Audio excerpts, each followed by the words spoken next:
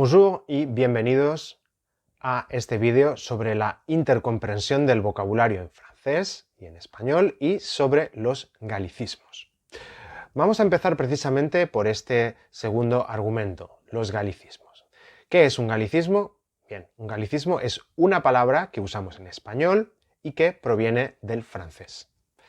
Así, si vais de vacaciones y compráis un souvenir, coméis en un restaurante, dormís en un hotel y necesitáis ir en autobús a algún lado, ya estáis hablando francés sin saberlo.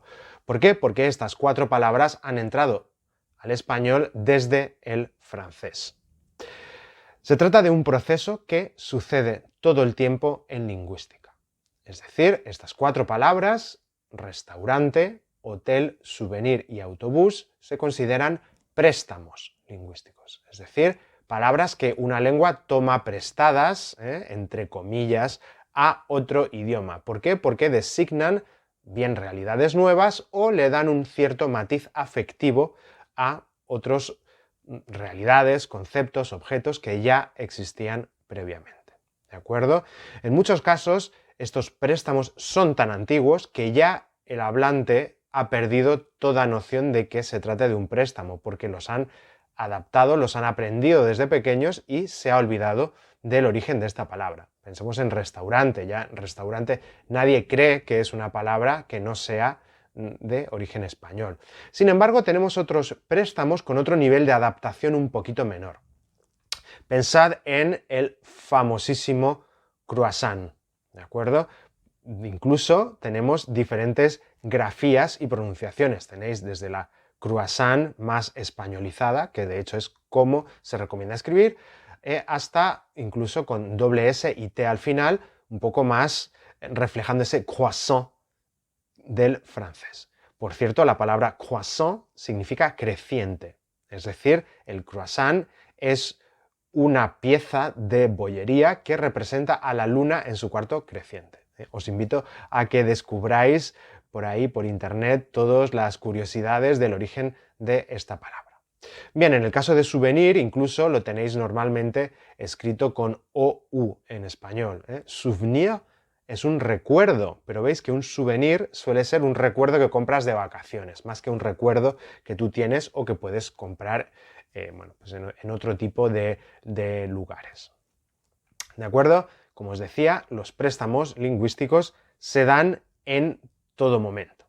¿Qué pasa? Que el francés, como comentábamos en un vídeo anterior, ha tenido, digamos, su momento de gloria a nivel internacional, sobre todo desde el siglo XVIII y en el siglo XIX, a comienzos del siglo XX. Ahora es el inglés, la lengua global por excelencia y la lengua que nos presta palabras, sobre todo en el campo de la tecnología. Bueno, pues el chat o el propio internet, etcétera, etcétera, ¿no? O tengo un crash. Bueno, todos estos son préstamos. Pensad que había campos donde el francés era predominante, pues pensar en tipos de tejidos, vocabulario de la moda, vocabulario de la gastronomía, etcétera, etcétera. ¿De acuerdo? Estos son los préstamos lingüísticos. El francés y el español, además, por la proximidad geográfica de los dos países, pues ha potenciado a lo largo de la historia del español que nuestra lengua tomara palabras francesas. Ahora vamos a la intercomprensión. Vamos a ver, en primer lugar, qué son palabras cognadas.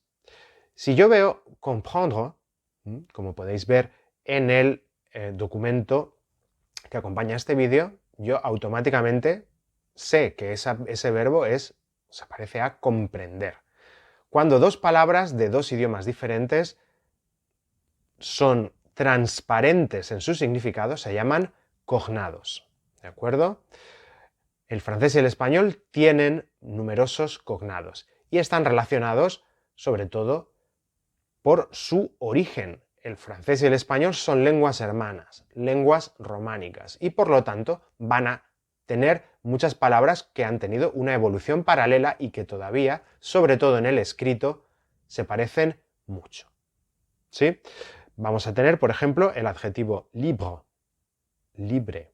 se escribe así, se pronuncia un poco diferente, esto nos puede despistar. Pero, por supuesto, tenéis démocratie, si la habéis escrita, democracia, liberté, libertad. Es decir, son palabras que tienen un significado transparentes. Creemos que significan eso y efectivamente significan eso. ¿De acuerdo? Tenemos, por ejemplo, cognados que se remontan, como os decía, al origen de la lengua. Plante, planta. En el caso que os decía antes, liberté, bueno, pues es una palabra un poco más nueva. Pero también pensemos en el animal, lion. Lion va a ser el león. Se parece y además, en este caso, interviene el inglés que hemos aprendido desde pequeños y donde vemos que se escribe igual. ¿Por qué? Porque el inglés durante varios siglos recibió mucha influencia del francés. Bueno, os invito a que leáis el documento escrito que acompaña a este vídeo para ver muchos más ejemplos. Y creo que en este caso la alta intercomprensión de vocabulario entre el francés y el español va a ser una facilidad y un argumento a favor de que sigáis con el aprendizaje del francés. Un saludo, au revoir y a la prochaine.